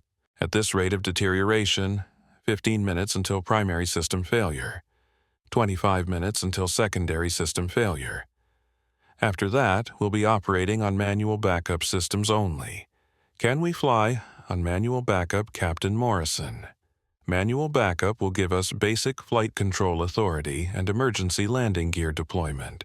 It will not give us normal braking, normal steering, or normal system redundancy. Cameron's voice remained steady. Landing an aircraft of this size on manual backup systems in a storm at night requires skills that aren't covered in standard training. Jake felt sweat gathering under his collar despite the cool cabin temperature. What are our options? We have two choices. We can declare an emergency, ground the aircraft, and wait for maintenance to replace the entire hydraulic system, which will take 12 hours minimum. Or we can execute the manual hydraulic emergency procedure I developed after Frankfurt. What does that procedure involve? Cameron turned to face Jake directly. It involves manually bleeding the hydraulic system while in flight, purging the cold-affected fluid and repressurizing using backup pumps in a sequence that's not in any standard manual. That sounds incredibly dangerous. Captain Morrison, everything we do from this point forward is dangerous. The question is whether we choose controlled danger managed by expertise or uncontrolled danger managed by hope. David's voice cut through the tension. Secondary system pressure dropping. We're down to 48% on primary. Cameron moved to the auxiliary controls. Captain, I need you to make a decision right now. Do you trust me to guide you through procedures that aren't in your training manual, but could save 300 lives? Jake Morrison looked at Cameron. Brooks really looked at him. This was the man he'd been ready to remove from the aircraft 20 minutes ago because a racist passenger found his competence suspicious. This was the man whose expertise Victoria Hamilton had characterized as terrorist behavior. This was also the man who currently represented the difference between a successful flight and a catastrophic emergency. Dr. Brooks, Jake said, "I trust you completely." Good. First Officer Rodriguez, I need you to access the auxiliary hydraulic control panel. It's behind the panel to your right, the one marked Authorized Personnel Only. David hesitated. Sir, that panel requires maintenance authorization codes. Cameron rattled off a 12-digit sequence from memory. Authorization code Alpha 77 Delta 9, 9, 2 Charlie 45, 8 Bravo. David input the code. The panel opened to reveal a set of controls that weren't covered in any training program either pilot had ever attended. Captain Morrison, Cameron continued, what I'm about to teach you is the manual hydraulic emergency procedure. You will learn it, you will practice it, and when the time comes, you will execute it perfectly. What if I can't? Cameron's voice carried a note of absolute certainty. Captain, failure is not an option. We have 300 passengers, including children, elderly travelers, and yes, even Victoria Hamilton. Every one of them deserves to reach their destination safely regardless of their character flaws or prejudicial assumptions. In the cabin, passengers were beginning to sense that something unusual was happening. The normal pre-flight routine had been disrupted. Flight attendants were moving with more urgency. There were voices from the cockpit that suggested serious conversation rather than routine checklists. Riley's live stream viewer count jumped to 5,000. Comments began flowing in real time. Is this really happening? She just called him a terrorist for reading. This is insane. Vanguard shame, Victoria. Hamilton overheard and felt a new kind of fear creeping in. Not the fabricated fear she'd used to justify her racism, but genuine fear based on the growing realization that the man she'd tried to have removed might be the only thing standing between her and disaster. In the cockpit, Cameron was walking Jake and David through diagnostic procedures with the patience of a master teacher and the urgency of someone who understood exactly what was at stake. The key to this procedure, Cameron explained, is that we're going to manually control hydraulic pressure using backup pumps while simultaneously bleeding the system of cold-affected fluid. It requires precise timing, constant communication, and absolute trust in the process. Primary system is down to 40%, David reported. Cameron checked his calculations. We're running out of time for normal departure procedures. Captain Morrison, you need to contact air traffic control and request immediate takeoff clearance. In this storm, Captain, we're going to lose primary hydraulic authority, whether we're on the ground or in the air. I would rather execute emergency procedures at altitude with full engine power than attempt them during taxi and takeoff when we have the least control authority. Jake keyed his radio. Miami Tower Vanguard 847 requesting immediate departure clearance. We have developing hydraulic issues that require altitude for emergency procedures. Vanguard 847, understand hydraulic issues. Are you declaring emergency? Jake looked at Cameron, who shook his head slightly. Tower not declaring emergency at this time. Requesting immediate clearance for developing mechanical issue requiring altitude. Vanguard 847 cleared immediate takeoff runway 27. Contact departure on 124.7. Cameron nodded approvingly. Good decision, Captain. Now comes the hard part. What's the hard part? Taking off with a failing hydraulic system while preparing to execute emergency procedures that I'm going to teach you in real time while managing passenger safety and maintaining aircraft control. Jake Morrison felt the weight of responsibility settling on his shoulders like a lead blanket. Dr. Brooks, what would have happened if Mrs. Hamilton had succeeded in having you removed? Cameron's answer was delivered with the calm certainty of someone who understood aircraft systems better than most people understood their own cars. Captain Morrison, if I had been removed from this aircraft, you would currently be facing a hydraulic emergency with no qualified support, no advanced procedures, and no realistic chance of landing safely.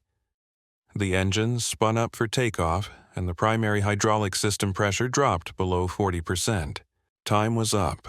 Flight 847 thundered down runway 27 with primary hydraulic pressure at 35% and dropping while Cameron Brooks calmly guided Captain Morrison through the most complex emergency procedure in commercial aviation. V1, David Rodriguez, called out confirming they'd reached the speed where aborting takeoff would be more dangerous than continuing. Rotate Jake responded, pulling back on the yoke as the massive 787 lifted off into the storm. Immediately, the hydraulic warning klaxons began blaring. Primary hydraulic failure, David announced, his voice tight with controlled panic.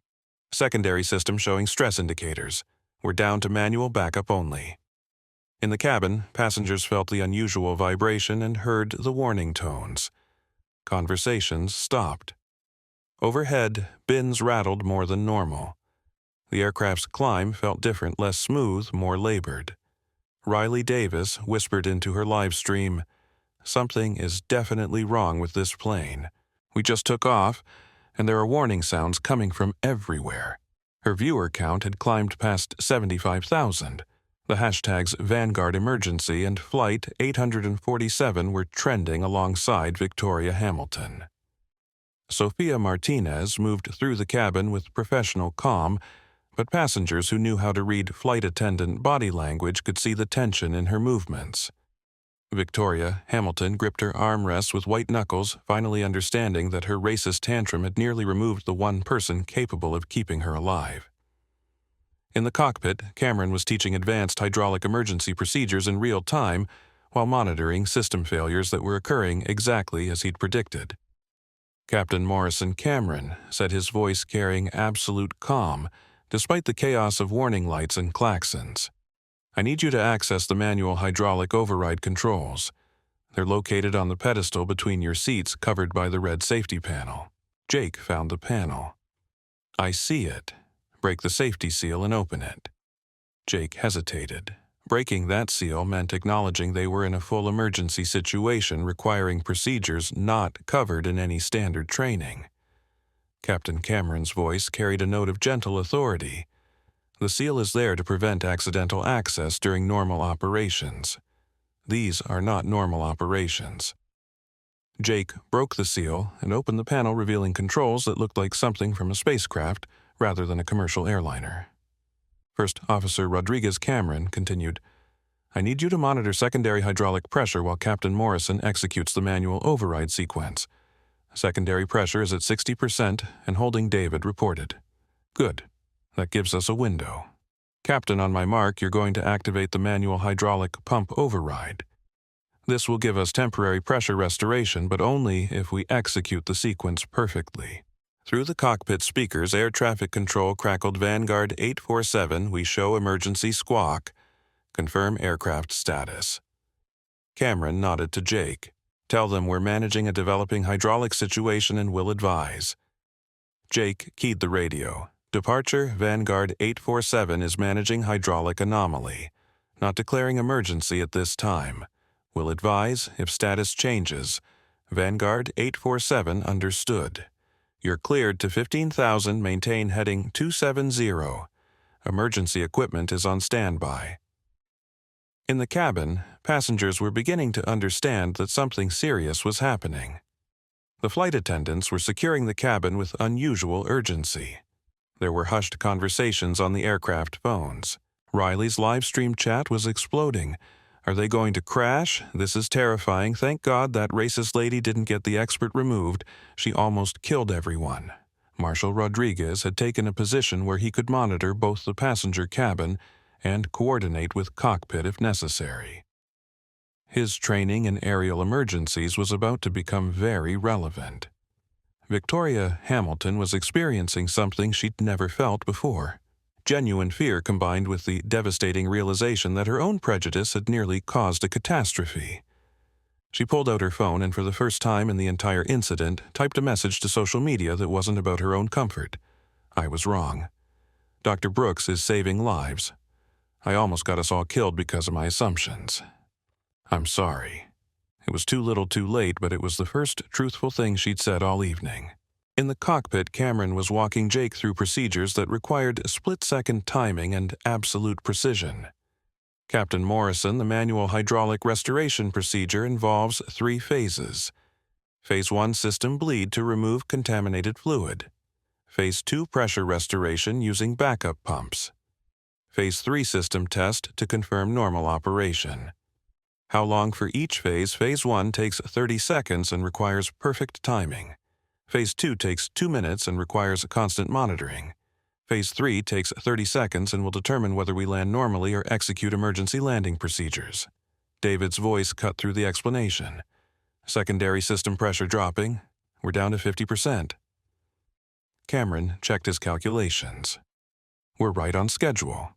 Captain, we need to begin Phase 1 immediately. What do I need to do? On my mark, you'll activate the system bleed valve for exactly 15 seconds, then close it. Too short, and we don't clear the contaminated fluid. Too long, and we lose too much pressure to restart. Jake's hand hovered over the control. Ready. Cameron watched the pressure gauges, the temperature indicators, and the system flow meters with the focused attention of a surgeon monitoring vital signs during a critical operation. Mark, Cameron said. Jake activated the bleed valve. Hydraulic fluid began draining from the system at a controlled rate, carrying with it the cold, thickened fluid that had been causing the cascade failure. Cameron counted down. 10 seconds, 5 seconds, mark. Jake closed the valve. Perfect execution, Cameron said. Phase 2 begins now. First Officer Rodriguez, I need you to activate backup pump alpha on my mark. Standing by, David responded. Mark. David engaged the backup pump. Fresh hydraulic fluid began flowing through the system, but the pressure gauges showed erratic readings as the system struggled to establish normal flow. Is it working? Jake asked. Cameron studied the displays. It's working, but we're not out of danger yet. The system is trying to establish new pressure equilibrium. If it succeeds, we'll have normal hydraulic authority. If it fails... He didn't finish the sentence. If it fails, Jake prompted. If it fails, Captain Morrison will execute emergency landing procedures using manual backup systems only. And we'll do it in a storm at night with passengers who are already afraid. The cockpit fell silent except for the sounds of systems fighting to restore normal operation and the steady drumbeat of rain against the windscreen. In the cabin, passengers could sense that the critical moment had arrived. The aircraft felt different. Either they were about to return to normal flight, or things were about to get much worse. Riley whispered to her 78,000 viewers, "This is it. Either Dr. Brooks just saved us all, or we're about to find out what emergency landing procedures look like." Victoria Hamilton closed her eyes and for the first time in years prayed to something other than her own importance. And in the cockpit, hydraulic pressure gauges slowly, steadily began climbing toward normal. Phase 2 complete, Cameron announced. Pressure restoration successful. Beginning Phase 3 system verification. Jake Morrison realized he'd been holding his breath. Dr. Brooks did. Captain, we just proved that competence trumps assumptions every single time," Cameron replied. "Now, let's get these passengers safely to Seattle." The hydraulic pressure gauge hit 100% normal, and for the first time in 40 minutes, the cockpit of Flight 847 fell silent except for the steady hum of properly functioning systems. Captain Jake Morrison stared at the instruments, hardly believing what he was seeing. "Doctor Brooks, we just executed a manual hydraulic system restoration in flight during adverse weather conditions," Cameron confirmed, which, by the way, has only been successfully completed 7 times in commercial aviation history. David Rodriguez was grinning despite himself. And now it's 8 times. Cameron stood up from the flight engineer's position. "Captain Morrison, you need to make an announcement to the passengers. They've been through enough uncertainty." Jake nodded and reached for the intercom, but Cameron stopped him. "Captain, before you address the passengers, there's something you need to understand about what just happened." "What do you mean?" Cameron's voice carried the weight of 30 years in aviation safety. 45 minutes ago, you were prepared to remove me from this aircraft because Mrs. Hamilton was uncomfortable with my presence. If you had succeeded, if I had been forced to leave this plane, what would have happened when the hydraulic crisis developed? Jake's face went pale as the implications sank in. "We would have had to declare an emergency and attempt landing with no qualified support. Captain Morrison, you would have been forced to attempt emergency procedures you'd never been trained on with systems you didn't fully understand, carrying 300 passengers who were depending on your expertise." David looked up from his instruments. "How many people would have? In similar circumstances with inadequately trained crews attempting complex emergency procedures?" Cameron's voice was matter-of-fact. "Historical data suggests survival rates of approximately 40%. The cockpit fell silent as both pilots processed what that meant. 180 fatalities, Jake whispered. "Because I was more concerned with passenger comfort than crew competence." Cameron nodded. "Captain, what you nearly did wasn't just accommodate a racist complaint. You nearly removed the most qualified person on this aircraft to handle the exact emergency we just experienced." Jake Morrison felt the full weight of his near-catastrophic error settling on his shoulders. "Dr. Brooks, I don't know how to—" "Captain, you learn from it. You ensure it never happens again. And you use your authority to protect competence rather than privilege prejudice." Cameron moved toward the cockpit door. "Now, make your announcement. These passengers deserve to understand what happened and why they're safe." Jake keyed the intercom system. His voice, when he spoke, carried a humility that hadn't been there an hour earlier. "Ladies and gentlemen, this is Captain Morrison speaking. I want to personally address the events of this evening, both on the ground and in the air." In the cabin, passengers stopped their conversations. Phones came out to record. Riley's live stream audience climbed past 100,000 viewers. Approximately 1 hour ago, we experienced a passenger complaint in first class. A passenger demanded that we remove another passenger doctor, Cameron Brooks, based on her discomfort with his presence and his reading material. Victoria Hamilton shrank lower in her seat, knowing that every passenger was now looking at her. "I initially considered accommodating that request." Jake continued, his voice steady, but carrying unmistakable regret. "I was wrong to consider it, and I owe Dr. Brooks and all of you an apology." Cameron had returned to his seat, but passengers were turning to look at him with new understanding. 30 minutes ago, Jake's voice continued over the intercom. "We developed a serious hydraulic system emergency that required immediate intervention using procedures not covered in standard pilot training." A collective intake of breath swept through the cabin. "Doctor." Cameron, Brooks Vanguard Airlines Chief Flight Training Officer, guided us through emergency procedures that saved this aircraft and everyone on board. The man that Mrs. Hamilton demanded we remove for suspicious behavior quite literally saved our lives. Riley whispered to her live stream audience, "Holy shit." The racist lady almost got everyone killed by trying to remove the one guy who could save them. Victoria Hamilton was now crying not from self-pity but from the devastating realization of what her prejudice had nearly cost. Sophia Martinez approached Cameron's seat with tears in her eyes. Dr. Brooks, on behalf of the entire crew, I want to thank you for saving us all. Sophia, you don't need to thank me.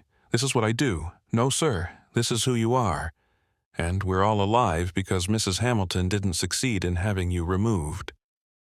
Around the cabin, passengers began to applaud. Not the polite applause of entertainment, but the kind of deep, grateful applause that comes from people who understand they've witnessed genuine heroism. Cameron raised his hand to quiet the applause. "Ladies and gentlemen, I appreciate your gratitude, but there's something important you need to understand." The cabin fell silent. What happened today wasn't about one person's heroic actions. It was about the consequences of assumptions. Mrs. Hamilton saw a black man reading technical manuals and assumed I was suspicious. Captain Morrison initially prioritized her comfort over crew competence. Both of those decisions nearly resulted in a tragedy that would have cost hundreds of lives. Cameron stood so everyone could see him. The lesson here isn't that I'm special. The lesson is that competence doesn't have a color, expertise doesn't have a look, and qualification can't be determined by appearance or assumptions. He looked directly at Victoria Hamilton, who was now openly weeping. "Mrs. Hamilton, you nearly caused a catastrophe because you couldn't accept that someone who looks like me might belong in first class. But here's what I want you to understand. I don't need your permission to be qualified. I don't need your comfort to be competent. And I certainly don't need your approval to save your life." Victoria looked up at him through her tears. "Dr. Brooks, I'm so sorry. I was wrong. I was completely, horribly wrong." Cameron's voice softened slightly. "Mrs. Hamilton, apologies are a beginning, not an ending. The question is what you do with this experience. Do you learn from it, or do you find new ways to justify old assumptions?" Riley's livestream chat was moving so fast it was unreadable, but the sentiment was clear. This man is incredible. Teaching moments at 30,000 feet. Dignity in the face of racism. This is how leaders handle ignorance. Captain Morrison's voice returned to the intercom. "Ladies and gentlemen, we're continuing to Seattle with all systems normal. We expect to land on schedule. And I want to personally ensure that Dr. Brooks receives the recognition he deserves for his expertise and professionalism." Cameron returned to his seat and reopened his technical manual, as if saving 300 lives was simply another day at the office. But around him, the atmosphere in first class had completely transformed. Passengers who had witnessed blatant racism, followed by incredible competence, were processing what they'd seen. Some were recording video messages about the experience. Others were writing social media posts about Dr. Cameron Brooks and his grace under pressure. Victoria Hamilton sat in her seat no longer the entitled socialite who had boarded the plane, but a woman confronting the ugly reality of her own prejudices and their potential consequences. And Flight 847 continued towards Seattle, carrying passengers who would never forget the night they witnessed racism, challenged by competence assumptions defeated by expertise, and quiet dignity triumph over loud prejudice. The storm was beginning to clear and the aircraft flew on through smooth skies, systems functioning normally, passengers safe, and one very important lesson learned by everyone on board. Cameron Brooks returned to his reading, making notes in red ink, preparing for the London flight where his expertise would be needed once again. Because that's what competence does. It shows up, it performs, and it doesn't need applause to validate its worth. By the time Flight 847 reached cruising altitude, Victoria Hamilton's racist meltdown had become a global phenomenon.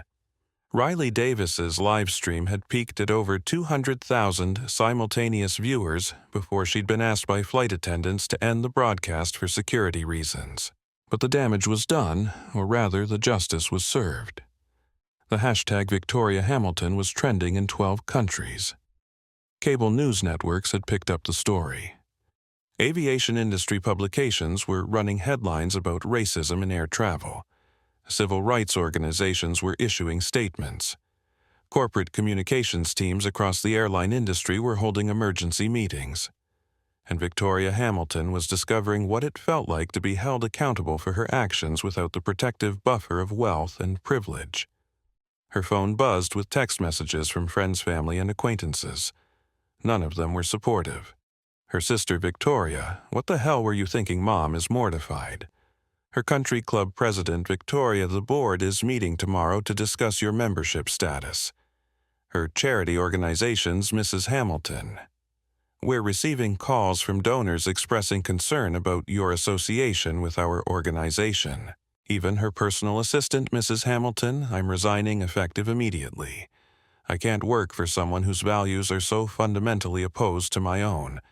But the most devastating message came from her husband's law firm, Mrs. Hamilton. Judge Hamilton has asked us to inform you that he will be filing for divorce immediately upon his return to Miami. He has also asked us to inform you that he will not be providing legal representation or financial support for any consequences arising from today's incident. Victoria stared at her phone, unable to process the complete collapse of her social and financial safety net. Meanwhile, Dr. Cameron Brooks was receiving a very different kind of attention. His phone buzzed with messages from colleagues, aviation safety organizations, and media outlets wanting to interview him about his expertise and professionalism. The Airline Pilots Association Dr. Brooks, your handling of today's emergency exemplifies the highest standards of aviation professionalism. We would like to nominate you for our Distinguished Service Award. The National Association for the Advancement of Colored People Dr. Brooks, your grace under pressure and commitment to saving lives regardless of personal insult represents the best of American values. We would be honored to recognize your service. NASA's Aviation Safety Research Center Dr. Brooks, we would like to discuss incorporating your manual hydraulic procedures into our advanced safety training protocols. Even the president of Vanguard Airlines, Cameron. I've been watching the news coverage. Your professionalism today represents everything our company stands for. We're promoting you to Vice President of Aviation Safety effective immediately. But Cameron's response to all the attention was characteristically understated. He replied to each message with professional courtesy, but his focus remained on the technical manual in his lap and the job that still needed to be done. Sophia Martinez approached his seat with a bottle of champagne. Dr. Brooks, this is from the captain. He wanted to express his gratitude. Cameron looked at the bottle. Sophia, please tell Captain Morrison that I appreciate the gesture, but I don't drink alcohol while on duty. You're not on duty, sir. You're a passenger. Cameron smiled slightly. Sophia, when you're responsible for aviation safety, you're always on duty. Across the cabin, passengers were having quiet conversations about what they'd witnessed. The elderly man from 3A, Dr. Martinez, approached Cameron's seat. Dr. Brooks, I've been working in aviation safety for 30 years. What you did today, both the technical expertise and the personal dignity, that's what leadership looks like. Cameron nodded respectfully. Dr. Martinez, thank you. But what happened today shouldn't be remarkable. Competence should be recognized regardless of packaging. You're right. But we don't live in the world we should. We live in the world we do. And in the world we do, what you did matters. A young father traveling with his daughter stopped by Cameron's seat. Dr. Brooks, my daughter, asked me to tell you that when she grows up, she wants to be smart like you. Cameron looked at the little girl who was maybe 8 years old, and his expression softened. What's your name, Emma? She said shyly. Emma, being smart is important, but being kind is more important. And being brave enough to use your intelligence to help others, even when they're not kind to you, that's the most important thing of all. The little girl nodded solemnly and returned to her father. Victoria Hamilton overheard the conversation and felt another wave of shame wash over her. She had tried to remove this man from the aircraft, and he was teaching children about kindness and forgiveness. Marshal Rodriguez stopped by Victoria's seat. Mrs. Hamilton, I wanted to inform you that federal charges are being considered for filing false reports and interference with flight operations. Victoria's voice was small. What kind of charges? Potentially up to 5 years in federal prison and substantial fines. The U.S. Attorney's Office is reviewing the video evidence. Victoria closed her eyes. Her world wasn't just changing, it was ending. Everything she'd built her identity around, her social status, her financial security, her sense of entitlement. All of it was crumbling because she couldn't handle sitting next to a black man in first class, Marshal Rodriguez. She said quietly, what would Dr. Brooks have to do to make this go away? Rodriguez looked at her with something between pity and disgust. Mrs. Hamilton, Dr. Brooks doesn't have to do anything. He's not the one who committed federal crimes. He's not the one who filed false reports. He's the victim of your actions, not the solution to your consequences. Could I ask him to, ma'am? You could ask. But based on what I've observed of Dr. Brooks's character, I suspect he'll tell you that consequences are how people learn, and learning is how society improves. Rodriguez was right. When Victoria finally worked up the courage to approach Cameron's seat, his response was exactly what the marshal had predicted. Mrs. Hamilton Cameron said without looking up from his manual, "You're asking me to help you avoid consequences for actions that could have resulted in the deaths of 300 people. The answer is no. Dr. Brooks, please. I'm sorry, I was wrong. I'll do anything." Cameron looked up at her then, and his eyes held not anger, but something worse, disappointment. "Mrs. Hamilton, you had the opportunity to do anything when you chose to make assumptions about my qualifications based on my appearance. You chose prejudice over facts, comfort over competence, privilege over justice. Now you face the consequences of those choices." He returned to his reading. "I suggest you use this experience to become a better person rather than to find ways to avoid accountability." Victoria returned to her seat alone in a way she'd never been before in her privileged life. And Flight 847 continued toward Seattle carrying a cabin full of passengers who had witnessed both the worst and the best of human nature in the span of 2 hours. While Flight 847 cruised toward Seattle, the reverberations of Victoria Hamilton's racist meltdown and Cameron Brooks's heroic response were creating waves of change throughout the aviation industry and beyond. In Vanguard Airlines' corporate headquarters, CEO Margaret Torres was leading an emergency board meeting that would reshape company policy for years to come. "Ladies and gentlemen," Torres announced to the assembled executives, "what happened on Flight 847 tonight represents both a near catastrophe and an unprecedented opportunity. We nearly lost 300 lives because of racial prejudice interfering with operational competence." She clicked to the first slide of her presentation, the Brooks Protocol Comprehensive Anti-Discrimination and Competence Protection Initiative. Effective immediately, Vanguard Airlines is implementing the most comprehensive anti-bias training program in commercial aviation history.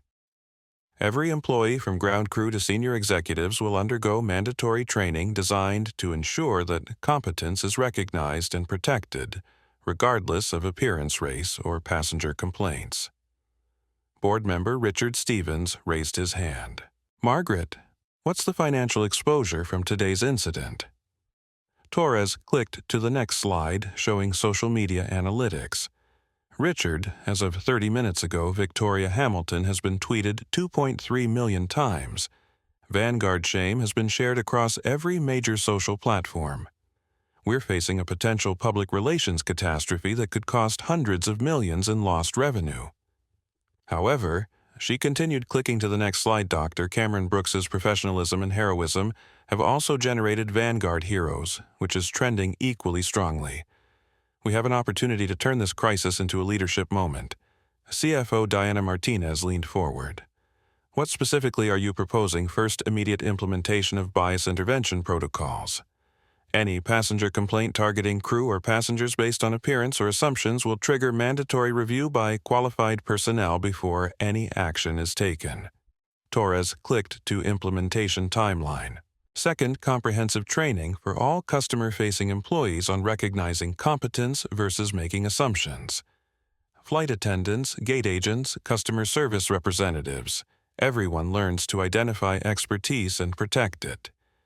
Third, establishment of the Cameron Brooks Center for Aviation Excellence, a training facility dedicated to ensuring that incidents like tonight never happen again." She paused for emphasis. "And fourth, Dr. Brooks has agreed to serve as our new Vice President of Aviation Safety and Bias Prevention, with authority to implement industry-wide standards that other airlines will be forced to adopt or be left behind." In the cabin of Flight 847, Cameron was receiving real-time updates about the changes his actions had set in motion. His phone buzzed with a text from FAA Administrator Patricia Coleman. Dr. Brooks, the Federal Aviation Administration is fast-tracking regulation changes based on tonight's incident. We're implementing mandatory bias recognition training for all commercial aviation personnel within 6 months. Another message from the International Air Transport Association. Dr. Brooks, IATA, is adopting your manual hydraulic procedures as standard emergency protocols worldwide. We're also establishing anti-discrimination guidelines for passenger management. Even the Department of Transportation, Dr. Brooks' Secretary Martinez, would like to discuss appointing you to lead a federal task force on equality and safety in commercial aviation. Cameron replied to each message professionally, but his focus remained on the larger implications of what was happening. Sophia Martinez approached his seat again. Dr. Brooks, I've been authorized by Captain Morrison to inform passengers about the new policies being implemented as a result of tonight's events. Cameron nodded. Go ahead, Sophia. Sophia activated the intercom system. Ladies and gentlemen, this is Sophia Martinez, your lead flight attendant. I wanted to update you on some important developments resulting from tonight's events. The cabin fell silent as passengers turned their attention to the announcement. Vanguard Airlines is implementing immediate policy changes to ensure that what happened to Dr. Brooks never happens again. First, any passenger complaints based on appearance or assumptions will be reviewed by qualified personnel before any action is taken. She paused to let that sink in. Second, all Vanguard employees will undergo comprehensive training to recognize and protect expertise regardless of how it's packaged. Riley Davis, who had been documenting the entire flight on social media even after ending her live stream, began typing furiously breaking Vanguard Air, implementing industry-changing policies because of Dr. Cameron Brooks' heroism and Victoria Hamilton racism. This is how progress happens when consequences meet competence. Aviation reform. Third, Sophia continued. Dr. Brooks has been promoted to Vice President of Aviation Safety with authority to implement these changes industry-wide. Applause erupted throughout the cabin. Even passengers in economy class who had been following the story through social media joined in the celebration. Cameron stood briefly and nodded to acknowledge the applause, then sat back down. But his expression suggested he understood the weight of responsibility that came with the recognition. Victoria Hamilton, hunched in her seat, was witnessing the transformation of an industry because of her racist assumptions.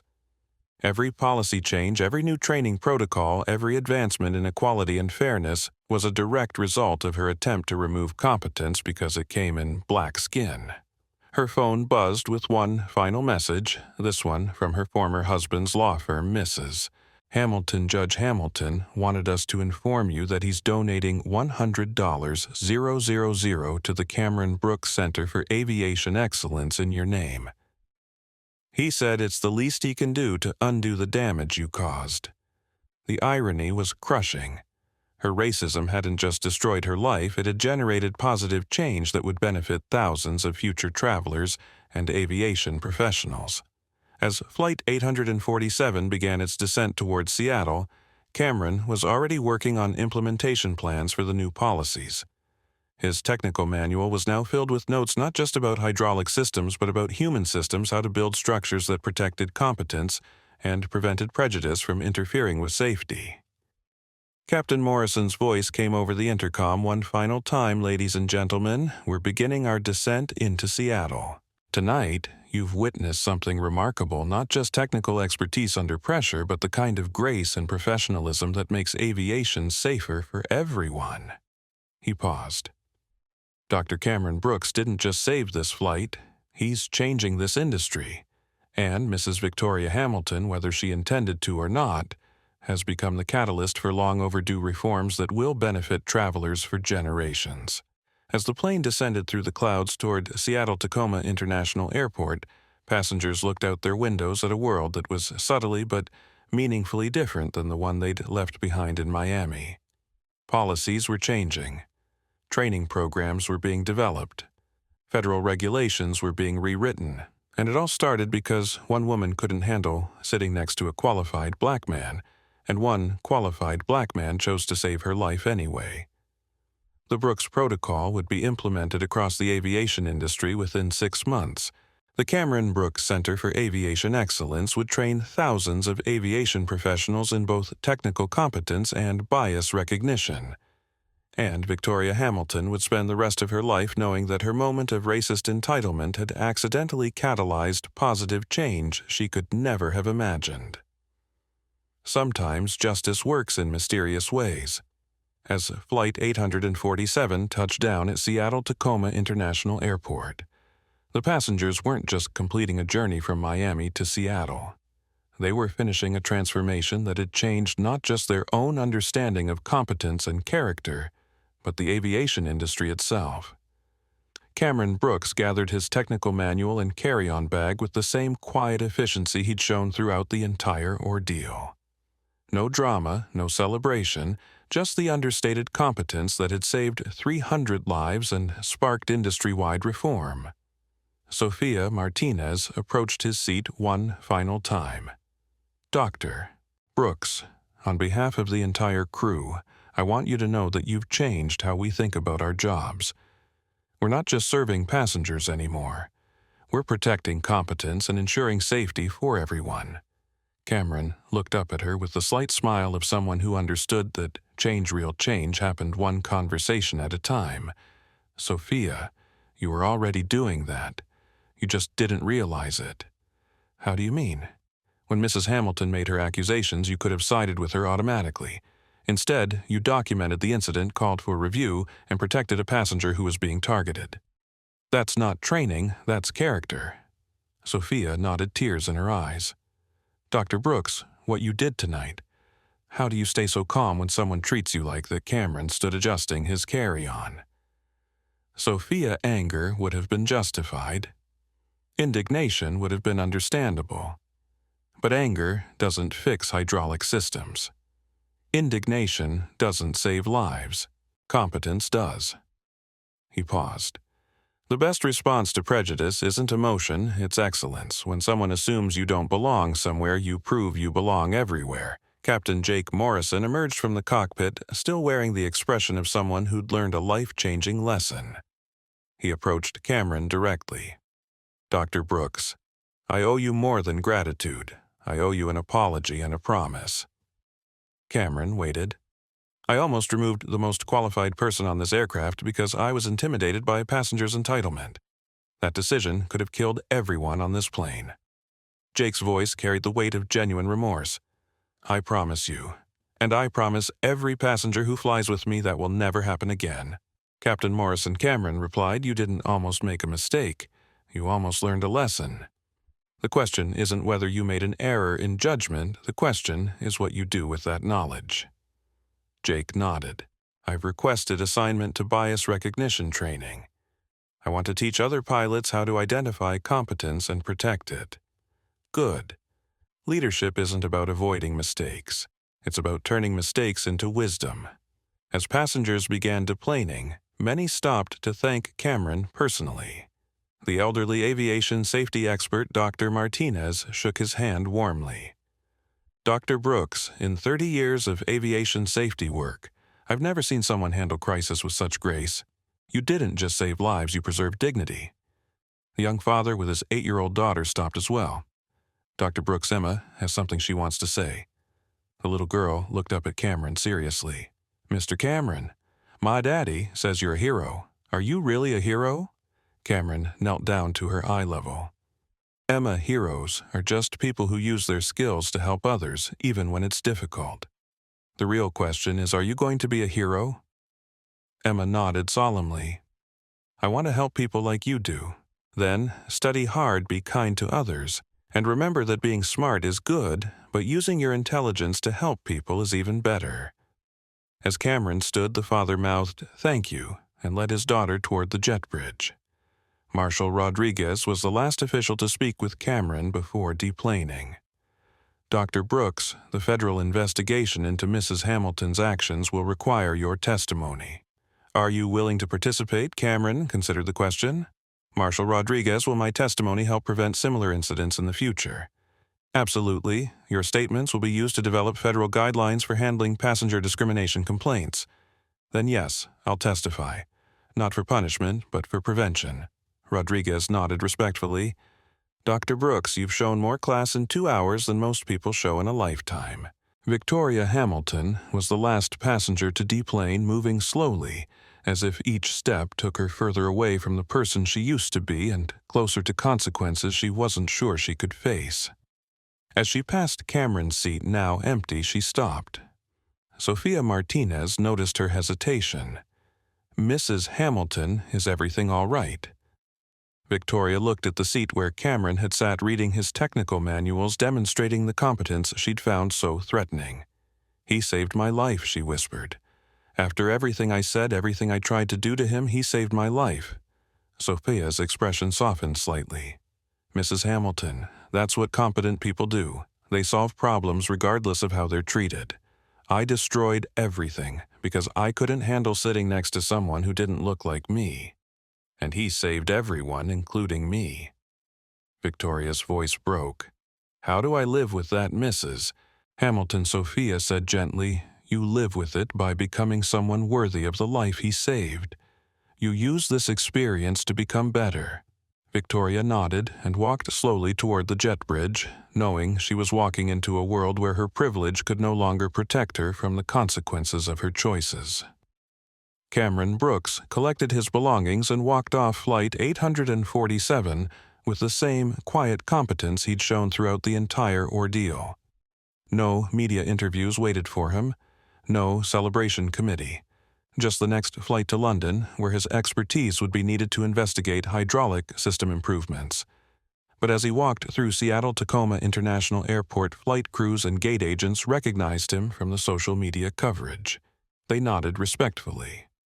A few approached to thank him. One pilot saluted.